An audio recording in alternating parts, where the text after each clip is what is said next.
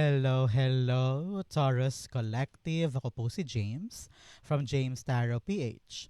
Ito po ang inyong bonus reading para po sa inyong January, pera and career.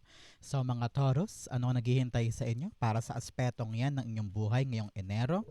Alamin natin. So let's begin. Inhale and exhale. Holy Spirit, Spirit Guides. Ibigay natin kay Taurus ang mga mensaheng dapat nilang malaman para sa buwan na ito. In the area of your current situation, wow! Wheel of Fortune, napakaganda. Good for you, Taurus. In the area of what's blocking, ano yung humaharang sa inyo this time? The Three of Cups. Interesting. In the area of what you need to do, you have the Queen of Cups. In the area of what you need to focus on, meron po kayong the Queen of Wands. In the area of your what's coming in, you have the Tower card. Interesting. In the area of your divine messages, meron po kayong the Nine of Pentacles. In your fortune, meron po kayong the King of Cups. Beautiful. In your near future, meron po kayong the World card. Yes, napakaganda. And your missing puzzle piece, ano po yung kulang na aspeto para talagang sure ball nang makuha yung magandang outcome sa yung pera and career. Ito po yun. Mamaya sabay-sabay po natin siyang bubuksan at the end. But first, thank you muna mga Taurus para po sa inyong donations. Saka po sa mga hindi nag-i-skip ng ads. Naku, napakalaking tulong po niyan para sa akin every time na meron tayong libreng reading for Taurus dito sa ating channel. Salamat din po sa mga likes and comments. Malaking suporta rin po yan. Thank you po. So, in the background of your reading, meron kang the Strength card. Okay, ngayong buwan na ito, Taurus, pagdating sa iyong money goals, pagdating sa iyong career goals, dapat daw magpakatatag ka. Tibayan mo ang loob mo. Nagsumikap ka. Wag daw basta-basta bibitaw porke nahihirapan, porke may konting aberya. Dapat lalo tayo magpursige, kumbaga.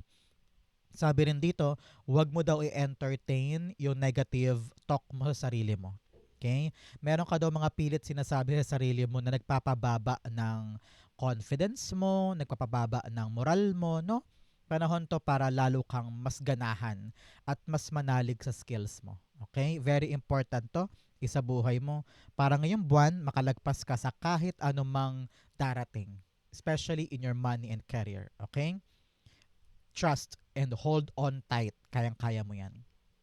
Especially in your current situation energy, meron po kayong the Wheel of Fortune. Sabi dito, pabor sa'yo ang kapalaran. Pabor sa'yo ang destiny, si universe. Okay? Napakagandang energy, di ba? Sabi ng yung spirit guides, kayang-kaya mo yan. Meron kang pinipilahan or meron kang inaasikaso ngayon and nandun ka sa verge of thinking na, ay, baka wala na yan. Ay, baka talo na yan. Alam mo, mabibigla ka.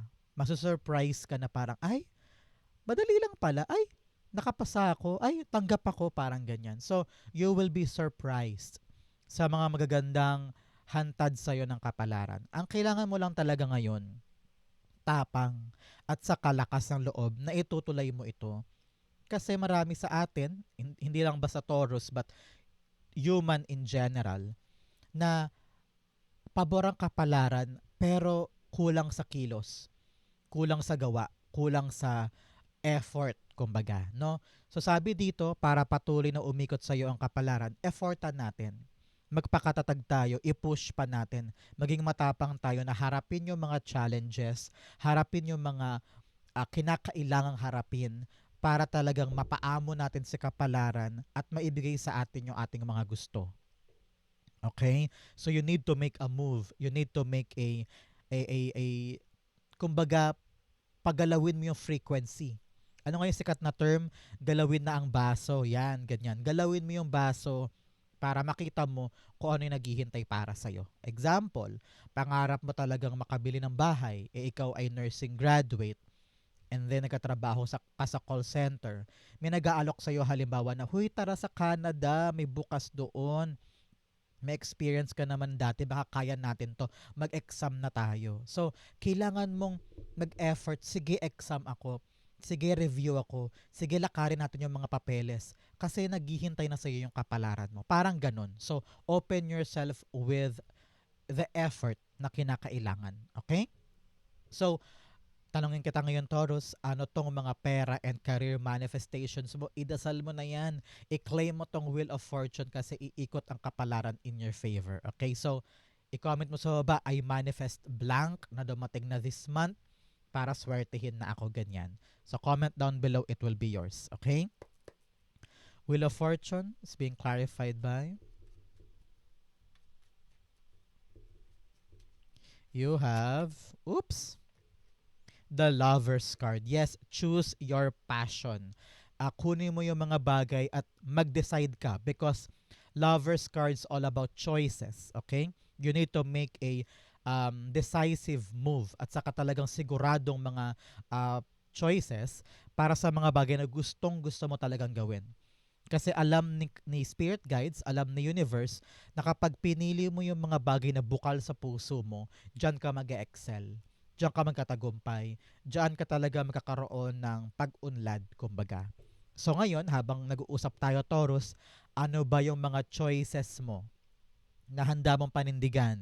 Yan ba talaga ay nakakabuti para sa'yo?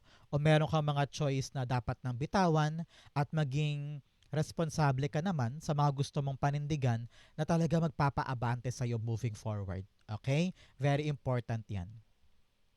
In what's blocking, meron kang making peace and also self-compassion. Yes, dapat daw magkaroon ka na ng, alam mo yun, kapayapaan sa puso mo sa kung ano man yung mga mali mong ginawa in the past. Marami kang regrets. Marami kang mga naaalala na parang napapapikit ka na parang, ano ba yun? Ba't ko ba ginawa yun? Ba't ko ba ginawa yun? Marami kang ganyang moments. Ano? So ngayon, sabi dito, makipagbati ka na sa nakaraan mo. Patawarin mo na ang sarili mo sa mga ginawa mo or hindi mo ginawa para makalaya ka na, para gumaan na yung pakiramdam mo. And then, self-compassion. Talk to yourself nicely, kindly. Both cards are telling you that. Siguro maraming beses, Taurus, na kinakausap mo ang sarili mo tapos puro nega ang sinasabi mo.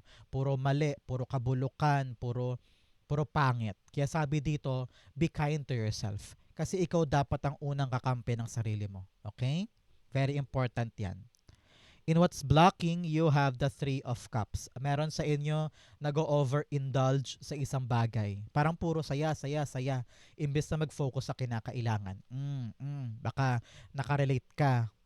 Meron sa inyo, inuuna ang mag-party, inuuna ang panonood ng Korean novela kesa asikasuhin yung dapat asikasuhin.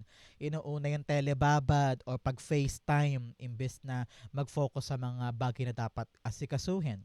Sabi dito, huwag kang mahiyang tumanggi kapag niyaya ka ng kaibigan, niyaya ka ng kapatid mo na lumabas-labas kayo. Kasi kailangan talaga natin mag-focus ngayon sa importante. Enero, let's start this month with really undivided focus sa ating trabaho, sa ating pera. Nakita ko rin dito, meron sa inyo gumagastos na medyo lagpas sa budget at sabi dito kailangan hinay-hinay daw sa mga nilalabas ng pera in your indulgement, no? Baka mamaya bili ka ng bili ng skincare na hindi naman kailangan o kaya bili ka ng bili ng bag, ng gadget na parang lagpas na sa budget mo, kumbaga. So make sure na yes, enjoy life. Yes, enjoy the company of your friends and family. Pero may limitasyon. Hindi lahat ng oras dapat nauubos dyan. Okay? Okay, okay, okay.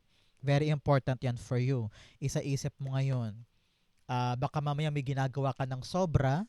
Yes, I know, masaya ka dyan, maligaya ka dyan. Pero baka naman super sobra na, hindi na talaga nakaka-distract na kumbaga, nakaka-disrupt na ng mga dapat mong gawin. So pag-isipan mo yan ngayon. Okay? Three of Cups being clarified by the Ace of Swords. Yes, dapat maging malinaw sa isip mo kung ano yung aberya at kung ano yung lumalamon ng oras na nakakanakaw sa precious time mo na dapat mo ilagak sa karapat dapat. You should be clear, especially in your communication sa mga taong ito. Lalo't higit kung puro sila party, puro sila saya, puro sila tambay. Make sure na, huy, sabihin mo, pasensya na ha, may trabaho kasi ako. Next time na lang, next time na lang. Tapos sila magtatampo, di ba? Ay nako, Huwag mong isipin yung tampo nila. Isipin mo kung ano yung mahalaga. Dapat clear sa'yo kung ano yung dapat i-prioritize ngayon. At keber, naku, magpaka-matured nga sila kung lagi silang nagagalit sa'yo kapag nagpapaka-busy ka sa work o nagpapaka-busy ka sa negosyo mo. Let them be. Nako, marami ka pang time para magwalwal at magsaya. Pero ngayon, dapat seryoso tayo sa mga dapat gawin. Kasi sayang ang kapalaran kapag napalagpas natin, di ba? So make sure na dito ay nakatuon tayo. Okay? In the area of what you need to do, meron po kayong Queen of Cups. Sabi dito, you need to nurture yung mga bagay na importante. Yung mga bagay na alam mo magdudulot sa'yo ng long-term gains, long-term success. Hindi na pwede ngayon yung nalilito ka o hindi ka sure. Kailangan sure ka sa mga inaalagaan mo para ito'y tumubo ng normal at saka malago para sa'yo. For others, narinig ko dito, dapat daw alam mo yung tinitibok ng puso mo. Meron ka daw ginagawa kasi ngayon na napipilitan ka lang gawin. And your heart is not happy anymore pagdating sa bagay na yan. So you need to confront it.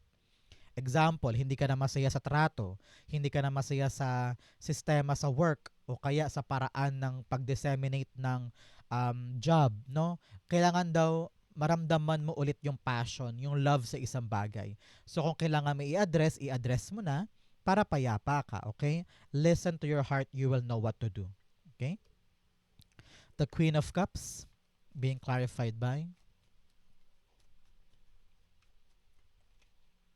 the Knight of Wands. Yun daw ang talagang bagay na sugurin mo. Yung magpapa-excite sa'yo. Yung talagang bubuo sa sistema mo. Yung alam mo na kapag nilaan mo yung effort mo dito, hindi sayang. Kasi alam mo na it will be for the better good and it will help you tremendously moving forward. Kaya kung ano man to mga party-party, saya-saya, hayahay, walwal-walwalan, bitawan mo to panandalian, please. Because kailangan malinaw sa'yo kung ano yung mga bagay na dapat mong intindihin, dapat yakapin at in-nurture, at yun ang sugurin mo. Doon ka mag-enjoy. Doon mo ilaan yung power at energy mo. Kasi ito yung mas importante.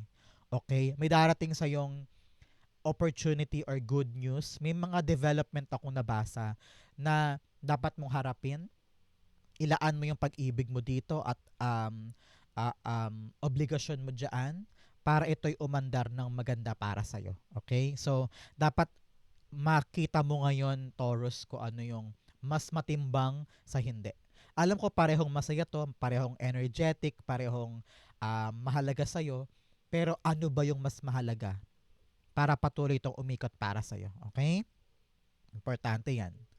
In the area of what you need to focus on, meron po kayong the Queen of Wands. You need to focus on your confidence. Alam ko na kaya ka umiiwas minsan at ginagawa mong excuse at escapism, ito mga saya-saya and company of your friends and groups, no? Kasi minsan wala kang lakas ng loob na ituloy yung isang bagay. Example, meron kang aasikasuhin na project ngayon, parang hindi mo alam kung paano gagawin, nawawalan ka ng confidence sa sarili mo, lalabas ka ng bahay, makikipagkwentuhan ka, or manonood ka ng sine, manonood ka ng YouTube video, inabot ka na ng 10 hours sa panonood ng video, kesa asikasuhin yung project. Kasi nga, kulang ka sa confidence, kulang ka sa lakas ng loob, kaya nililihis mo yung attention mo sa ibang bagay na magpapagaan ng loob mo. Hinahanap mo yung comfort zone mo, um, yung parang feeling mo safe. Kaya nandito ka, nakastuck ka dito. Kaya sabi dito ng yung spirit guides, i-eliminate natin yung mga panandaliang distraction and let's focus on our work. And your confidence will make a difference. Laksan mo lang ang loob mo, manalig ka sa skills mo, i-enjoy mo kasi yung proseso eh. Nakita ko dito, kaya ka hindi nag-enjoy, it's because pinapangunahan mo yung outcome. Pinapangunahan mo yung sitwasyon na dapat spontaneous ka lang. No expectations, wala masyadong um, pag-iisip ng future. Ang kailangan ngayon, i-enjoy mo siya. Kasi pag ine-enjoy mo siya, gumagaling ka, humuhusay ka, nag-double yung effort mo, lumalakas loob mo, at makukuha mo yung good outcome dito. Kaya importante, talk to yourself kindly para makuha mo yung right na hype. I-hype mo ang sarili mo para lumakas ang loob mo na gawin siya. Okay? Importante yan. The Queen of Wands being clarified by You have the Queen of Wands, yes. Kinlarify niya ang sarili niya. Napakasungit sa atin ngayon na yung spirit guide, sabi niya, sinabi ko na nga mag-focus siya doon Huwag siyang papadistract and labanan lang ang mga self-doubts. Pa-clarify pa natin. Gusto ko pang linawin ito for you. Queen of Wands being clarified by the Seven of Cups. Yes, sabi dito, opportunities will arrive kapag ikaw ay confident sa sarili mo. Akala mo itong pintuan lang to ang para sa'yo, pero kapag pumasok ka doon, you will realize na, ay, kaya ko pala to. And then boom, yung isip mo liliwanag na, so pwede pala ako dito, dito, dito. Unti-unti mo nakikita yung potential mo sa iba't ibang field, sa iba't ibang opportunities. So, if you could just go out and explore the world, be spontaneous, be adventurous ka ngayon, lalawak ang mundo mo, makikita mo kung ano talaga yung para sa'yo at yung mga magbubukas sa opportunity. Example, ngayon na-realize mo, ay, sige na nga, magbe-bake na ako. Marami akong kapatid at kamag-anak na sarap sa binibake ko. So ngayon, nagbebenta ka sa kapitbahay, nagbebenta ka ng mga binibake mo sa office, bigla-bigla, yun, dumadami yung mga tao na kakagusto. Nagbubukas yung opportunity for bakery, for solid business, ganyan. So, lumalawak, lumalaki. Kaya ngayon pa lang, yung confidence mo will build and will open doors. Okay? Very important yan. In the area of your good things or mga bagay na papasok sa buhay mo, you have a fresh new way of living emerges, transformation. Yes, nagbabago ka na. Nag-evolve na ang buhay mo for something better. Kaya kumapit ka, laksa ng loob because eto na yung simula ng pagbabago sa'yo. Okay? Your world is turning upside down. Talaga umiikot ng kapalaran para sa'yo, nag-evolve ka na. Kaya huwag sayangin ang pagkakataon. You also have tread thoughtfully. Kumilos ka daw ng matalino, madiskarte, sigurista, bawat hakbang ay dahan-dahan, iniisip mabuti para tama ang aksyon. Hindi pwedeng bara-bara, porque natuwa ka ngayon sa outcome, bukas ratsyado na agad. No, every step dapat sure ka pa rin. Bawal pakampante, bawal hayahay, dapat sigurado. Okay? In what's coming in, meron kang the Tower card, things will change from now on. After mong daanan tong mga nauna, magbabago na ang lahat for you. Kasi na-realize mo na kailangan ko palang tapangan, kailangan ko palang maniwala sa sarili ko para magbukas sa akin yung mga opportunity. And then boom, yung pananaw mo sa buhay magbabago. Yung pananaw mo sa work, sa paghawak ng pera, magbabago yan. Kaya ngayon, kailangan mo talaga maging disiplinado laban sa mga overindulgence, overstimulating na mga bagay-bagay na umaagaw sa atensyon mo para makapag-focus ka sa importante. At doon magsimulang magbago for good ang buhay mo. Okay? Importante yan. Clarify natin. The Tower cards being clarified by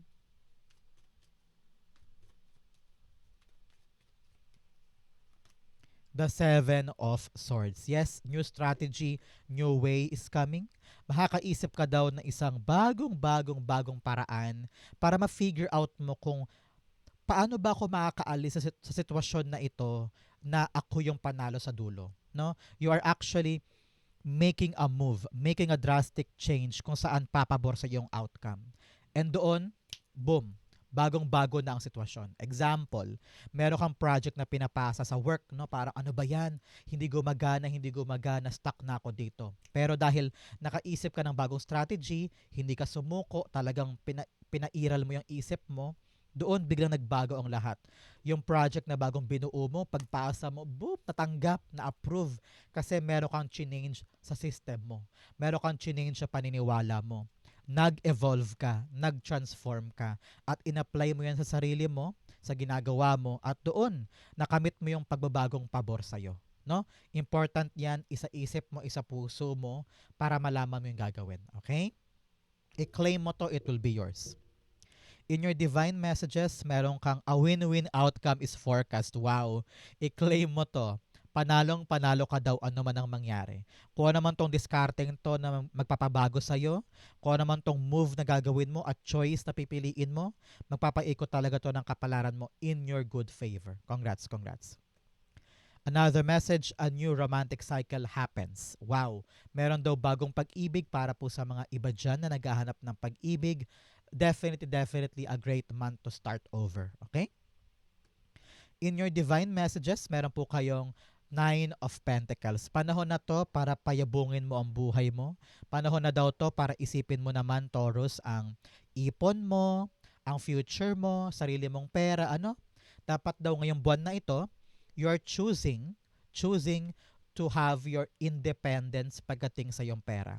Kailangan financially secured ka, financially independent ka. Kaya ngayon pa lang dapat nag-iisip ka na kung ano yung mga move na dapat mong gawin para secured ang future. Para sa iyo to, hindi para sa iba. Para kung ano man mangyari, kung lahat ng ginagawa mo ngayon ay may changes moving forward, meron ka para sa sarili mo. Okay? Para hindi ka naaasa sa iba, hindi ka na dependent sa iba, you can stand on your own. Okay? Okay? Sabi rin dito, i-enjoy mo daw yung mga bagay na pinaghihirapan mo. Example, kumita ka ngayong buwan, kalahati dyan para sa bills, yung iba dyan para sa family members, magtira ka rin for yourself at ibili mo yan ang gusto mo. Para ma-feel mo rin naman na yung mga pinaghihirapan mo ay may pinapatunguhan, okay? Huwag mo daw i-deprive ang sarili mo ng reward, especially sa mga tinrabaho mo nitong mga nakaraang buwan, nakaraang taon. Isama mo ang sarili mo sa binibigyan mo para ma-feel mo naman na sulit lahat ng pagod. Okay? Clarify natin to. The Nine of Pentacles. Nakita ko dito ha, para sa ibang Taurus dyan, maganda ang takbo ng negosyo mo, maganda ang pasok ng pera, at mas makakapag-ipon ka, mas malaki ang kita ngayon, parang ganyan. So congrats po. Okay? Nine of Pentacles. The Queen of Pentacles. Yes, malaki ang kita. Talagang yayabong. Kaching, kaching, kaching is waving for you. Kitang-kita ko dito yung pagganda ng kita, pagganda ng fortune, and you are really putting a lot of effort sa advancement ng pera mo. Ayaw mo na ng kaunti, ayaw mo na ng kapos, gusto mo nang masigurado na meron kang mahuhugot anytime na kailanganin mo. So ngayon, habang nag-uusap tayo, i-prioritize mo na ang ipon, dapat meron ka sarili mong pera, kung may negosyo ka ngayon, pagandahin natin, palakihin natin, para balang araw, naging solid na ito, hindi ka na mag-iisip, hindi ka na mawawalan pagdating sa pera. Okay? May pantustos ka na sa lahat ng pangangailangan mo. So congrats po. I-claim mo yan para sa iyo mapunta. Okay? In your fortune, you have older woman, meron daw po nakatatandang babae sa'yo, pwedeng lola or ate or nanay, o baka sa trabaho mo may old coworker ka dyan, may concern daw sa kanya, kausapin mo. You have target, a goal-oriented person. Yes, sabi ko nga sa inyo, tama na yung mga distractions panahon to para maging goal-oriented tayo, nakatutok tayo sa price, nakatutok tayo sa goal. Okay? You have fly, a period of ill health and depression. Sabi dito, pagtuunan mo ng pansin ang iyong health, matulog ng sapat, and don't forget about yourself. Okay? You also have cat, a two-faced friend. Oh, ingat-ingat daw, this is a good warning. Ingat daw sa mga kaibigan na akala mo totoo, nakaharap sa'yo, nakangiti, pero pag nakatalikod ka ay ibang sinasabi tungkol sa'yo. Ingat-ingat sa mga yan. Make sure yung mga sekreto mo, don't tell that to other people. Kahit pa friend mo yan, okay? In your fortune, you have the King of Cups. Sabi dito ng yung spirit guides, time na to na maging kalmado ka. Parang magkakaroon ka ng heart-to-heart talk with someone at doon gagaan yung loob mo. Nakita ko rin dito na kalmado ka. Peace will come to you. Calmness will come to you. Meron kang aasikasuhin na isang bagay na parang, ay, salamat nakalagpas ako. Ay, salamat, okay na yon. So, nakita ko dito na this time, this January, ang sabi na yung spirit guides, trabaho lang, walang personalan. Matututunan mo ngayong buwan na ito na i-separate ang emosyon sa professionalism, ihiwalay ang emosyon sa dapat asikasuhin sa trabaho at pera. Parang okay, magkapatid tayo pero trabaho to. Okay, best friend kita pero pera yan eh, kailangan bayaran. Parang ganon. So, very, very matured ka when it comes to approaching something at hindi mo hinahaluan ng emosyon. Good for you. Napakaganda niyan. So kung meron ka pag-uusap tungkol sa pera, kayang-kaya mo siyang asikasuhin ngayon dahil hindi ka bugnot or hindi ka buwiset, parang ganon, okay? The King of Cups, the Four of Cups. Yes, tungkol to sa mga bagay na hinihintay mo, sa mga bagay na gusto mong makamit, napaka-kalmado mo, napaka-assured, hindi ka aligaga, hindi ka natataranta. You know that it's coming. So, paparating na yung isang bagay na hinihintay mo ng matyagang matyaga and it will be fruitful para sa'yo. Very narinig ko makahinga ka doon maluwag kasi darating na siya. Okay? So wala nang galit, wala nang irita, kalmado ka na. So congrats, yung pagdating nito magpapakalma sa'yo. Congrats po. In your near future, meron po kayong the world card. Yes, some of you magka-travel, kitang-kita ko dito. Some of you are leaving something behind. Meron kang iiwanan na isang lugar o isang bagay na na-realize mo, time na for you to change, time na for you to improve, time na for you to level up, parang ganyan. So, may readiness para sa'yo in the near future pa to ha, na isasara mo na yung isang cycle and ready ka na for a new beginning. So nakita ko rin for others, travel talaga, lilipat ng ibang bansa, ibang lugar, may transition kumbaga. And ready ka na to get out of your shell, ready ka na to explore the world and try something new. At talaga namang sabi mo, dito ako magtatagumpay, dito ako lalago, dito yung success na gusto ko for me. So may completion, may pagsasara ng mga bagay na dapat nang isara at ready ka na for something else. Congrats po. The world cards being clarified by the Ace of Wands. Yes, out with the old, in with the new. Meron ka mga bagay na bibitawan at talaga namang adios na, adios na't paalam na. At meron kang papasukin na bagong mundo o bagong paraan or bagong experience na doon talaga makakamit mo ang tagumpay at success. So congrats po kung ano man tong changes that you welcome in your life. It will lead you talaga to a streamlined happiness and success. Congrats po. I-claim mo to para maganap sa future mo. Ang missing puzzle piece sa buhay ni Taurus para sa January pera and career, ano yung kulang na kulang para once and for all successful na? Wow, the Three of Swords. Yes, nakatali sa future card mo. Kalimutan na ang past. Isara na yon. I-close mo na. Huwag mo nang balik-balikan pa. Kung ano man tong source of pain, source of regret, kung ano man tong mga bagay na pilit mong dinadamdam pero dapat nang pabayaan, i-close mo na yan. Ikandado mo na, ipadlock mo pa, ilibing mo pa sa lupa para hindi na makaapekto sa buhay mo. Learn to forgive kung kaya mo na. Pero ngayon, piliin mo daw ang maghilom at mag-move forward. Yun daw ang pumipigil sa'yo. Yun ang kailangan mo para umabante at makuha mo na yung magandang pag-ikot ng buhay. Some of you are very, very vengeful. Gusto mong gumante, talagang purong puot. I-let go mo daw yan. Yung mga puot, galit, silakbo ng damdamin, hindi daw makakatulong sa'yo yan. Yes, you have the Nine of Cups in reverse dito. Hindi ka daw makalet go. Pilit mo pa rin binabangon. Pilit mo pa rin ginagawa yung isang bagay kahit pagod na pagod ka na at parang sukong-suko ka na. Kumakapit ka pa rin daw doon. Panahon na para bumitaw dyan. Kung ano man yung painful na yan. Kung lover man yan or isang negosyo or isang career aspect na talaga nagpadurog sa puso pero finifix mo pa rin kahit wala nang isasalba. Time to move on, time to let go. Piliin mo yung sarili mo. Ilaan mo yung effort mo sa kapaki-pakinabang. Okay? Kung ito man ay heartbreak about love life na nakakaharang sa career mo, nakakaharang sa pera mo, naku, ibaon mo na sa limot yan. Kung ano man yung bagay na super negative, super toxic, learn to let that go and redirect yourself sa something na talaga namang worthwhile para sa'yo. Have the courage na bumitaw dito para maharap mo talaga yung dapat na para sa'yo. Okay? Meron kang dapat ma-realize this time. Maghilom, mag-move on, bitawan ang past so that you will conquer something new na talagang para sa'yo. Okay? Isa-isip mo to, isa-puso mo to para magawa mo siya this time. So Taurus, ito po ang inyong January pera and career. Saan po kayo naka-resonate? Comment lang po kayo sa baba ha. Babasahin ko po yan.